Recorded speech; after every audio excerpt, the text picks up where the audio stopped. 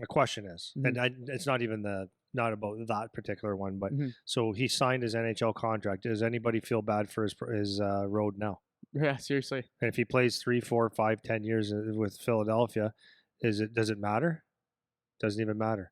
But, like people go through this thing and it's like, oh, if you like parents especially, or when you're close to people, it's like, oh man, just I wanted to, I would just wish it would happen for him. It's like, but this is the process. It's really, really, really hard. Like I said, it's going to be the hardest thing you've ever done in your life. Most likely. I don't know anything harder. It's going to be the hardest thing you've ever done in your life. Why the heck would you ever think it's easy? And part of the thing that will make you a great hockey player is actually going through it, is mucking out those ugly times where it's not easy. And that's what we always say. Character's not made when it's easy. Yep. Character is shown when you're facing adversity. That's who the true person is. It's going to come out. So it's easy to read the book, and it's easy for people to say, yeah, I faced adversity, or, keep your nose to the grindstone when things get tough, and when the going gets tough, the tough get going. Those are words.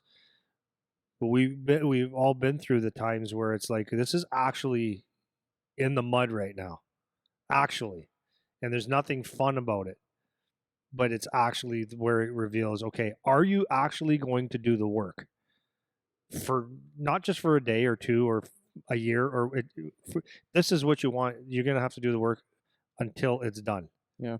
Period. And no one feels sorry for you because everybody wants that job anyway. So, yeah, but at the end of it, tough times make tough people. Bottom line. Yeah, the term that I keep thinking of when we're talking about this is how important it is to just be patient. And it's just a word and whatever, but if you're a second-year guy thinking you're getting screwed because you're not getting the same opportunity as you're still only a second-year guy. It's like, you're not there yet, man. And being able to understand that, and that also doesn't mean that you should just be complacent either, right? That's not the same. Like, if you should be scrapping to get everything you can, and if you don't get to play, like, it should piss you off that you don't get to play, and all that's fine. 1000%. But it's having the perspective to zoom out in those moments where it's getting frustrating, because it's going to get frustrating and you're always going to want to play. I'm not saying be okay getting 2 shifts a game or be okay getting scratched or whatever. That's not what I'm saying. It's just, you still get pissed off, but keep things in perspective, right? Understand where you're at, and that this isn't the end, because if you don't have that perspective, if you can't zoom out and understand, okay, I need to have the patience to wait a little bit, then in those moments, you might think it's over. You might think, oh, I have no chance. I don't belong. I shouldn't be here. And we hear that from countless players all the time. We have it with a bunch of kids right now that we're hearing, that you've talked to and that I've seen locally and other places, where they feel like it's over. They don't want to be there anymore. They don't want to do it. And it's like, yeah, but you're just in the middle of it. You're in the middle of the grind still, man. And so be upset, like be pissed off you don't get to play, but have enough to, take the step back and say, this is just part of the deal. You know? Not unlike the business, right? This business, totally. Like when I was building this business, there was times where I did it and things just flowed along, and I didn't really have to do a whole lot extra to make things work well for me. Mm-hmm. And then there was times where it's like, oh, things are slowing down a little bit. Like, why? So at that point, you sit there and you go, put the thumb in the mouth, suck your thumb for a while. If you want to do that. I didn't really find that helps a lot. No, it doesn't. It doesn't help a lot. And to have the poor me, and you can have it for a few minutes, but you have to go, okay, why? And what can I do? So like when building the business, well, how did it help? What did I do every time to get out of any kind of funk or maybe some dip in the business? I had to pick up a phone. I had to call people. Well, that's hard. I've been doing it for whatever years. I don't feel like doing that anymore. Well, then don't make money. Like, no one feels bad for you. Mm-hmm. Or you have to send some emails or work some extra hours or cover shifts or go to games like you're going to make sure people see you and make yourself relevant, because people forget you fast. Does anybody feel bad for me? Because no one gives a shit. Mm-hmm. But if you want your life to turn out well, you have to do something. So put that into the hockey game. When you're on the bench and you feel like you deserve more, that's fine. When you do that and you make excuses or you have the pity parties, that's the same as sticking your thumb in your mouth, sucking your thumb and saying, poor me. And it can kind of be poor me, but then there's always solutions. What are you going to do?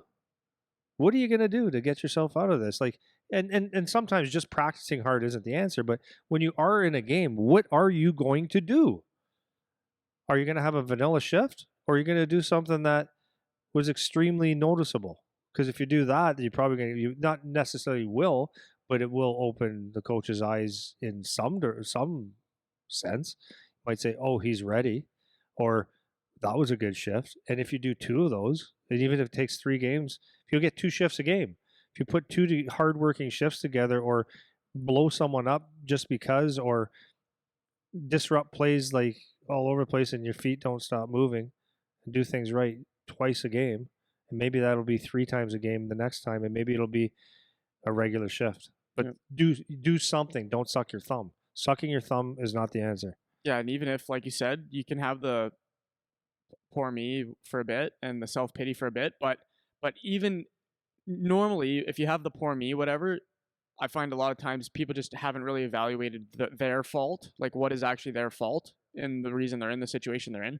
But even if I grant whoever the person is that you're right, you're getting screwed, poor me, this is the worst thing ever, why is this happening to me, all that stuff, that's not a solution to any issue, that you still have to go and do something. So even take that. Yeah, you're getting screwed. Sure. If that's your attitude, that's fine. But you still have to go and do something about it if you want to get out of the funk. Otherwise, you can just flush yourself down the toilet, man, and it's over because it'll be done like that. Because people don't have time. Like you said, people don't care. People don't care. Even if you're 17 years old and you're just like, man, I'm getting screwed. These adults, these coaches, this organization, they don't care about me. They're not paying any attention to me. It's like, even if that's all true, now what? No, okay, so nobody cares. So now what do? You have to go do something. So you might as well go do something productive, try to help yourself.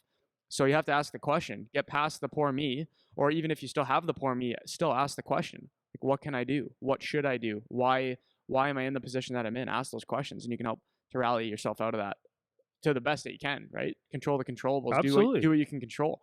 And if at the Absolutely. end of the day it just doesn't work out, then maybe Yeah. you go somewhere else or you do something else. But do Yeah. everything you can at least. Yeah. You know what I mean? Yeah, and I'm not saying it's easy on the brain, It's not. That's because for you sure. just want your cookies. Yep. But you do have to work your way out of it, and no one will feel sorry for you except for you and your mom and dad. Yeah, for And, sure. that's about it. Everybody after that really doesn't give two shits. Yeah. And the guy beside you, when they see you, that's in the same situation or is taking your ice, when they see you sucking your thumb, that's perfect for them because they know they got you, right? Yeah. So that's why the mental toughness of hockey, the skills and all that stuff is great. Being a good player is great, but it's the mental toughness that that'll get you.